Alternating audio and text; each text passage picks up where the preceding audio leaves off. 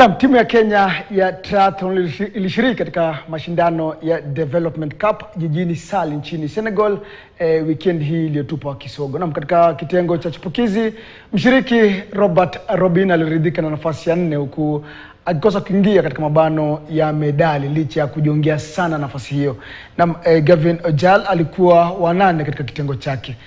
Katika upande wa washiriki walio na uzoefu, Ismail Mungaya alimaliza katika nafasi ya 7 huku akionyesha ujasiri wake na kukomaa. Josette Njeri aliyekuwa anarejea mashindano hayo baada ya kuwa nje kwa jeraha alijikwaa pale mshiriki kutoka Morocco alipomfanyia hivyo sivyo katika kitengo cha baiskeli na kuyaga mashindano hayo.